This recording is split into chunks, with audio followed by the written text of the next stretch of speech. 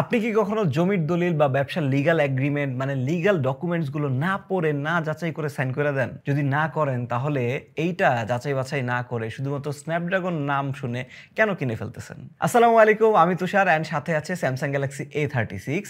হ্যাঁ, এটা কিনবেন, বাট জেনে বুঝে যাচাই বাছাই করে যাতে কিনতে পারেন সেজন্যই তো এটিসি। হ্যাঁ, স্যামসাং এবার স্ন্যাপড্রাগন 6 Gen 3 চিপসেট দিছে, ফোনের ডিজাইনে হালকা চেঞ্জ এনেছে, স্লিম অ্যান্ড লাইট বানাইছে ফোনটারে। ডিসপ্লেটা আগের থেকে ব্রাইটার, চার্জিং স্পিডটাও বাড়াইছে, ব্যাক গ্লাসে গরিলা গ্লাসের ভিক্টাস প্লাসের প্রোটেকশন দিছে, অ্যান্ড সেই সাথে ফোনটার দামটাও কিন্তু গ্লোবালি বেশ বাড়াইছে। গ্লোবালের কথা বাদ দিলাম ভাই, আমাদের বাংলাদেশের কথা বলি। বাইরে যদি দাম হয় 5 টাকা, সেইটা বাংলাদেশি টাকায় কনভার্টেড হয়ে এমনি 8 টাকা হয়ে যায়। আমাদের টাকার মান এত নিচের দিকে। এরপরে ওই যে এই হাত ওই হাত ঘুরে যখন আইসে আপনার হাতে পড়ে ফাইনালি, তখন দাম হয়ে যায় 10 টাকা, মানে ওই অরিজিনাল দামের দ্বিগুণ। সো সব মিলে ভাই আমরা নিয়মিতই মানে একটা ঠকার উপরে থাকি আর কি, গ্লোবালি যদি চিন্তা করি। আর A35টা বর্তমানে বাংলাদেশের বাজারে 8/128 GB দাম 35,000 টাকার আশেপাশে। এখন আজকে থেকে যদি 2 বছর আগের কথা চিন্তা করেন, লাইক A34 এর আমলটা, তখন কিন্তু 30,000 টাকায় ওই ফোনটা ব্র্যান্ড ভ্যালু দিত, পারফরমেন্স দিত, ক্যামেরার সাথে জোস একটা সেতু বন্ধন দিত, অ্যান্ড সেই জন্য গড়পরতা সবাই ফোনটা কিনে খুশি ছিল, আমরাও সাজেস্ট করে খুশি ছিলাম। বাট 25 সালে যখন আসলাম সিনারিওটা কিন্তু ভিন্ন। এখন 35,000 টাকায় আপনি ক্যামেরা সেন্ট্রিক Honor 200 পাইতেছেন, ওইটার পারফরমেন্সও কিন্তু এই A36 থেকে বেশ ভালো।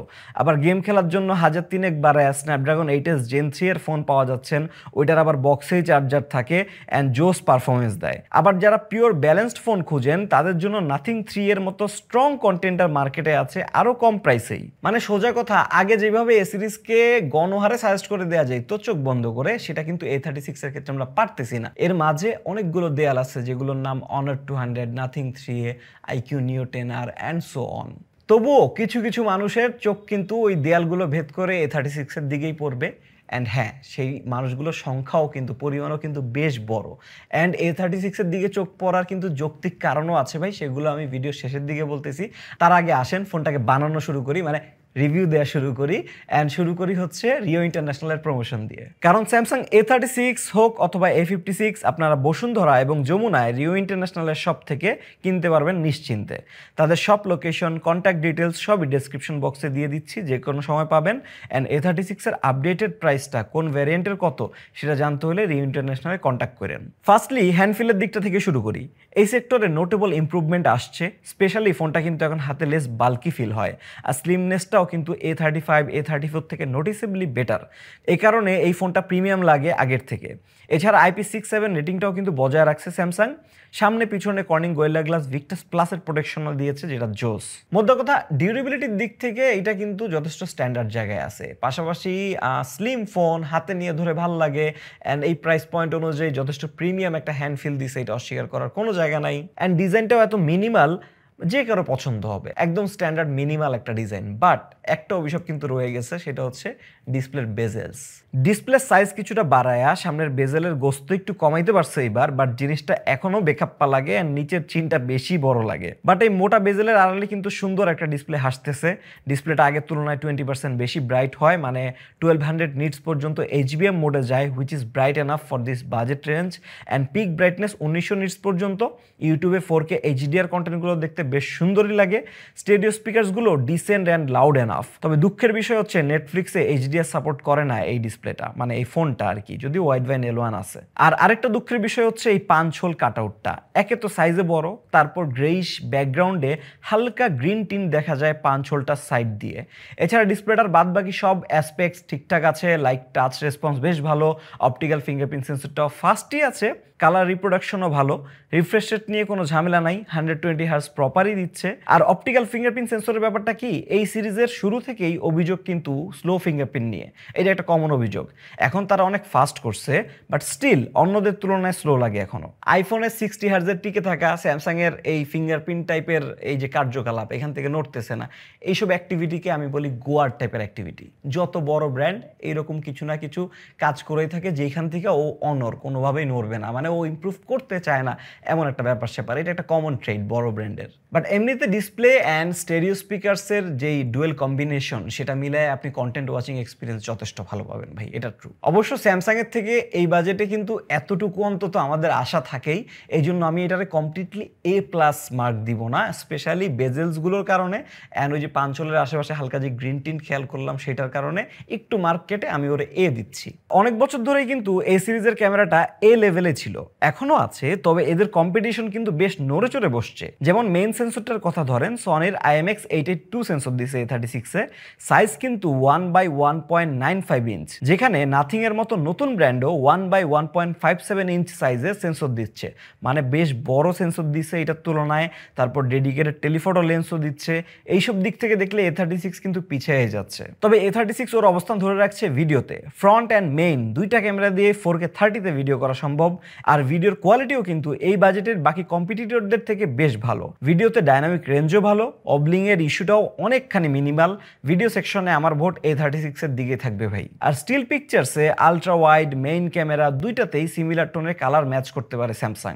মেইন ক্যামেরার ডাইনামিক রেঞ্জটা অন পয়েন্ট আছে, ছবিগুলো একটু ব্রাইটার সাইডে প্রডিউস করে, একটু ওভার এক্সপোজের টেন্ডেন্সি আছে, বাট মানা যায় মোটামুটি। কালার টোনের শিফট খুব একটা দেখি নাই আমরা, এই জিনিসটাকে মূলত কনসিস্টেন্সি বলি আমরা।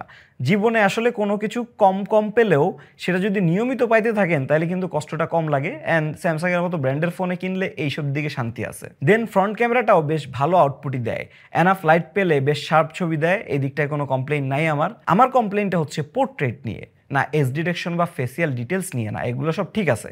আমার প্রবলেম ফোকাল লেংথ নিয়ে। এই 25 সালে এসেও পোর্ট্রেটে জাস্ট 1x অপশন, এই জিনিসটা ভাই খুবই লজ্জাজনক, ডেসপারেট লাগে, হতাশ লাগে। অ্যাটলিস্ট ডিজিটালি 2x জুমের অপশন তো দিত পোর্ট্রেটের ক্ষেত্রে হইলেও। আপনি 35,000 টাকা দিয়ে একটা ফোন কিনতেছেন 25 সালে, এরপর ছবি তুলতে গেছেন, পোর্ট্রেট অন করতেছেন, দেখতেছেন শুধুমাত্র 1x অপশন। হাস্যকর।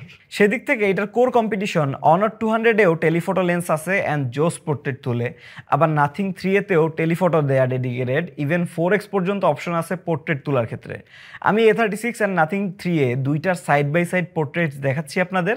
নাথিং এরগুলো ডেডিকেটেড 2x টেলিফটো দিয়েই তোলা, পার্থক্য তো বুঝতেছিনি কীরকম। এছাড়া বাদবাকি ক্যামেরাগুলোর জন্য আমি সাইড বাই সাইড ছবি দেখায় দিচ্ছি, কম্পিটিশন কোথায় যাচ্ছে আর স্যামসাং কোথায় আছে।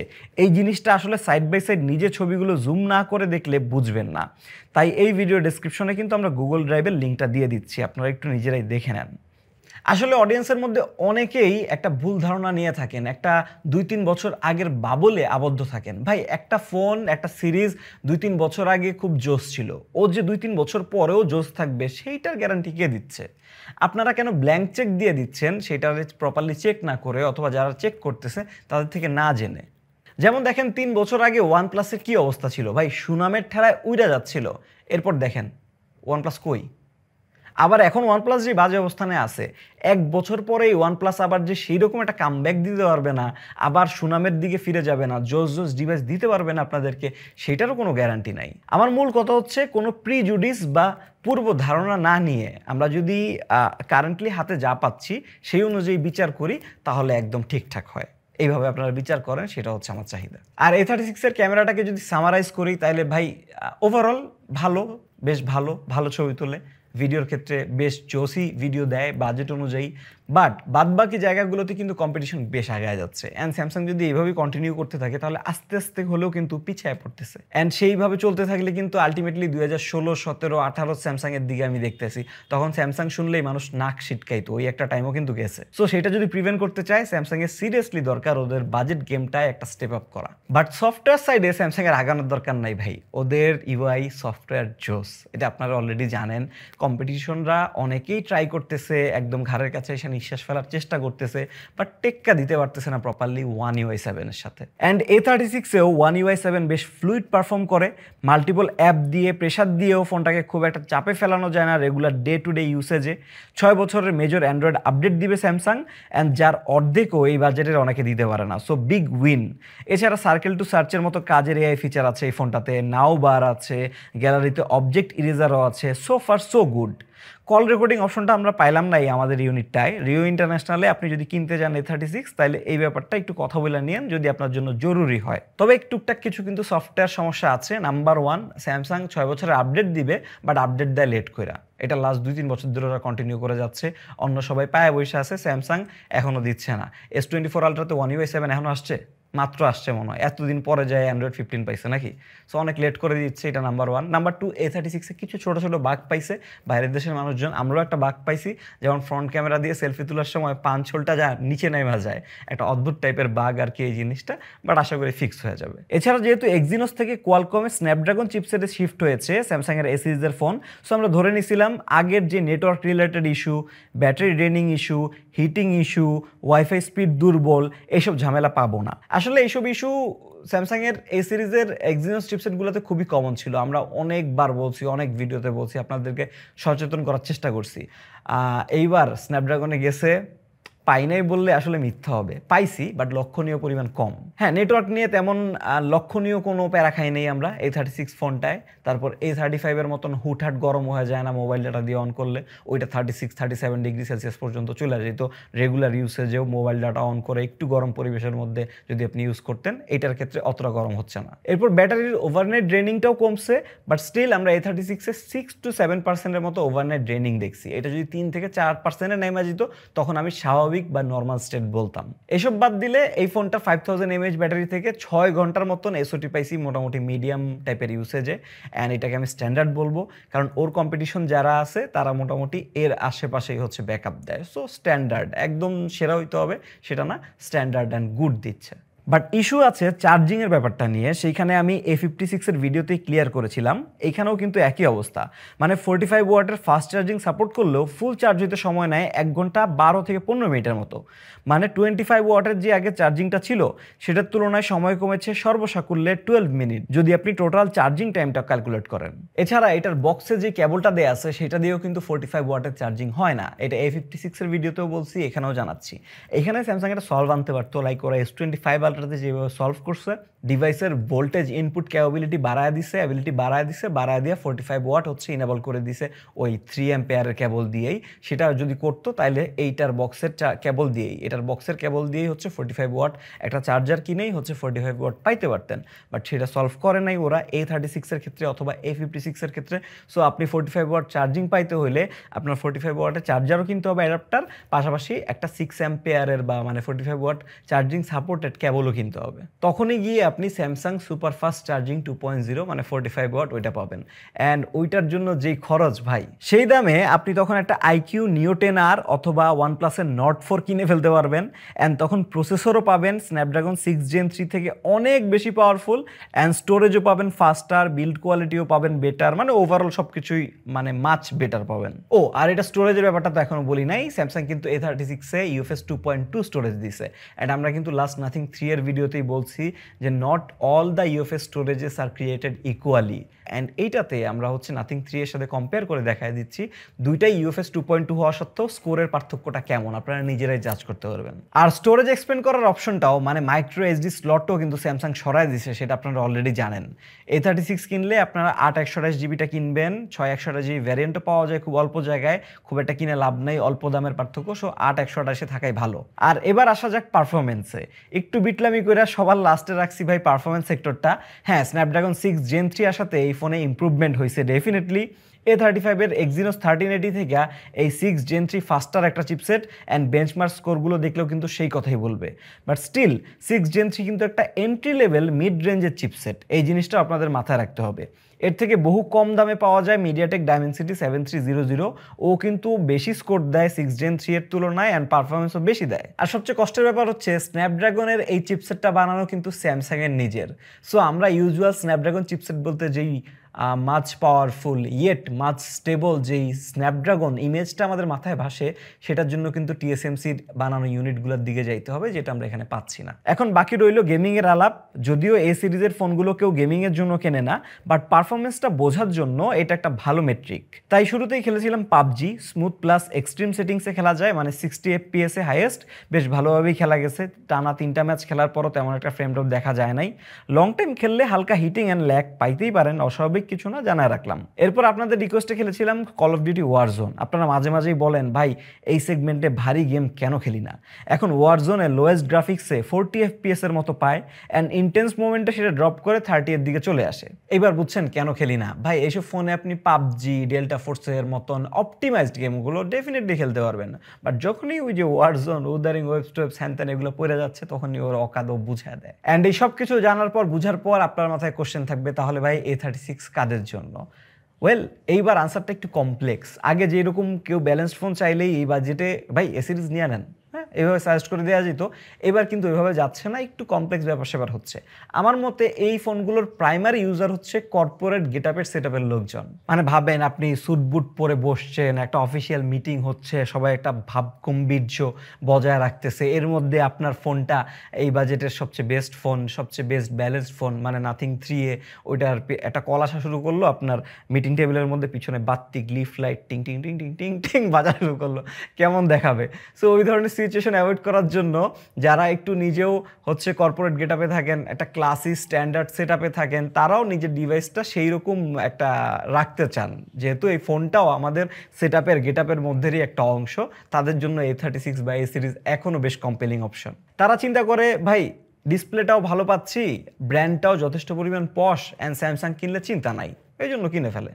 এরপরে আসে হচ্ছে আমাদের বাবা মায়ের জেনারেশনটা, তারাও এই ফোন কিনে বেশ খুশি থাকার কথা, কারণ চার্জ থাকে ভালো, স্পিকার ভালো, ভিডিও দেখে ইউটিউবে মজা পায়, ছবি টবি তুলেও ভাল লাগে, মানে এই ধরনের ফোনই তো তারা চায় অ্যাকচুয়ালি। এরপর বাজেটের মধ্যে যারা ফোন কিনবেন বাট লং টাইম ধরে ইউজ করতে হবে, তাদের জন্য এটা বেশ ভালো চয়েস, স্পেশালি যারা নিজের বিজনেসের জন্য ভিডিও করেন। ভিডিওর ক্ষেত্রে কিন্তু এই বাজেটে ও যথেষ্ট পরিমাণ ভালো আছে, যদিও এইটারে আমি মানে ভিডিওর জন্য রেকমেন্ড করতেছি না, এই বাজেটে কোনোটাই প্রপার ভিডিও দিতে পারে না, যতটুকু অন্তত দেওয়ার কথা, বাট স্টিল বাকিদের তুলনায় ভালো আছে অ্যান্ড লং টাইম ইউজ করবেন, পাশাপাশি ভিডিও করা আপনার জন্য জরুরি, তখন কিন্তু A36 আপনার জন্য। এরপরে আমাদের ঘরের বোন, বউ, এদের জন্য কিন্তু A36 বা A সিরিজের ফোনগুলো এখনও যথেষ্ট পরিমাণ আকর্ষণীয়। এর পিছনে কারণ যদি দেখেন, অনেক বছর আরামে ইউজ করা যায়, আবারও সফটওয়্যার এক্সপিরিয়েন্স যথেষ্ট ভালো, এক্সট্রা কোনো ঝামেলা নেওয়া লাগে না, প্যারা দেয় না, সেলফি ক্যামেরাটা যথেষ্ট পরিমাণে ভালো ছবি তুলে, ডিসপ্লেটায় ভালো দেখা যায় সব কিছু, এই সব মিলিয়ে মেয়েদের চয়েসের ক্ষেত্রে কিন্তু A সিরিজ বেশ এগিয়েই থাকে সব সময়, আমি দেখতেছি। সো এই সব কাস্টমার গ্রুপগুলোর জন্য, আলাদা আলাদা গ্রুপগুলোর জন্য এখনও A36 বেশ ভালো চয়েস। এই 35,000 বা দাম কমে 33,000 32,000-এর দিকে আসলে সেই দামের দিকে যথেষ্ট পরিমাণ ভালো চয়েস।